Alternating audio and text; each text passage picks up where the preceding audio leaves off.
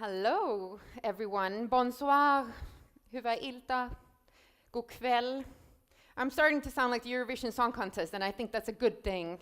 I love the Eurovision Song Contest. I can't see most of you because the lights are so bright, but I can sort of feel the energy in here. And we have a super exciting night in front of us. 2 hours of everything robots, AI, automation. 2 hours is probably not enough, but maybe we can start something here, and we will cover a lot of exciting topics. We will paint the big picture. We will also focus on specific topics. We will talk to robot makers who actually program robots. We will talk with policymakers about the politics and regulations. We will talk about ethics, ethical questions. We will talk about gender aspects. So we have a little bit about everything. My name is Paulina Modlitba Söderlund. I'm based in Sweden. I have a background in robot programming. I have a degree from the MIT Media Lab, but I'm now based in Stockholm, as I said, and I'm a freelancing consultant within digital business development. But today, I'm your host here on stage, your moderator. I have a couple of practical things that I want to bring up before we get going. As most of you probably know, the host of this event was just called Robot and I, How Will Automation Shape the Gigabit Age? The host is Vodafone Institute for Society and Communications, which is Vodafone's European think tank based in Berlin. And I'm a social media junkie myself. I tweet most of the time, even when I'm moderating. And I hope most of you are social media junkies too, and feel free to tweet whenever you hear something interesting here on stage. And if you do, please use the hashtags Gigabit Society and robotics, and also the Vodafone Institute's Twitter handle at VF, as in Vodafone, _institute. So at VF _institute. Feel free to tweet as much as you want. One more thing. You will all be able to pick up a free copy of this book, which is a Vodafone Institute publication. It's called Algorithms and Aristotle, and it focuses on the education in a digital time, digital age. And I would like to get to know you a little bit better before we get going. As you probably saw in the movie here, one of the questions that was asked was, do you feel optimistic or pessimistic about the future? And knowing that our first keynote speaker today is a huge optimist when it comes to progress, I would like to see what your stance is. So a show of hands, how many of you would describe yourself as mostly positive when you think about the future and the progress of technology? Okay. So 99% maybe. Someone who doesn't feel who feels pessimistic about the future? Okay, 2 people.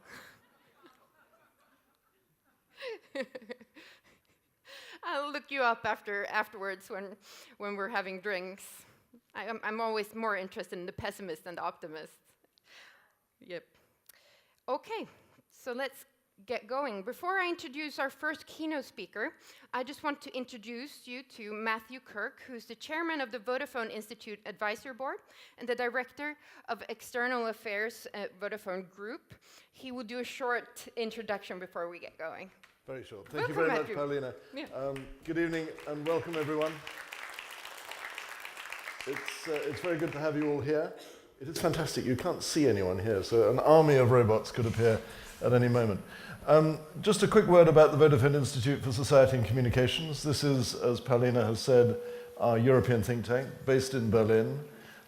It's a virtual institute with a real team sitting behind it, in the sense that what we try to do through the institute is to explore some of the key questions that are affecting the way in which digitization of society and of the economy will affect all of us and our children and generations to come. So we don't come at it with a particular belief other than that digitization is coming and it poses some very important questions and creates some very important opportunities. And this really is an opportunity for us all to explore one of those with a fantastic panel of people. And I'd like to start by paying a great tribute to the Institute team because, as you'll see as the evening goes on, I and one or two others are in the minority of people who will appear on this stage in being men. So a great moment. We've managed to put together a fantastic collection of experts, most of whom are women, and I think that's really great, and it sends a very powerful message about the way in which digitization helps us to equalize society. So robots. Well, robots actually have been around for a very long time. They haven't been called robots for that long, but the concept of automata were there in ancient times. Hephaestus, the ironmonger of the gods, legend has it, made little three-legged tables that moved around the place on their own, delivering things. And you find similar concepts in Indian and Chinese mythology. There's very little in today's world that wasn't in some way imagined by the extraordinary brain of Leonardo da Vinci. And sure enough, in 1495, he designed a robot knight. I never got around to building it like many of the things that he designed, but nonetheless, there's a sketch of a robot done by Leonardo da Vinci. The word robot itself was first used by a Czech playwright in 1920, Karel Čepak. He wrote a play called Rossum's Universal Robots, and he took the word from a Slavonic word, robota, which is actually not a very nice word. It means sort of slave labor, servitude, drudgery.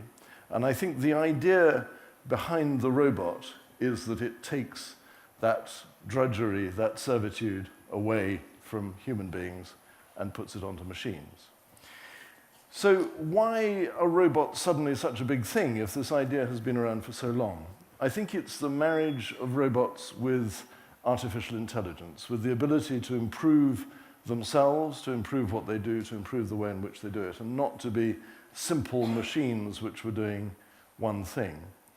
Now that is tremendously exciting because it creates opportunities for completely new kinds of interaction between humans and machines.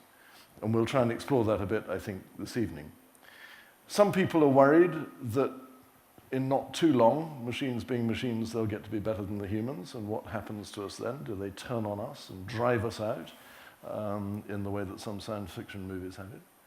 Some are worried that the presence and the self-learning and the speed with which machines will come into the economy will be so great that we won't know what to do with the human beings anymore. There won't be meaningful work, and the economy as we know it will be challenged.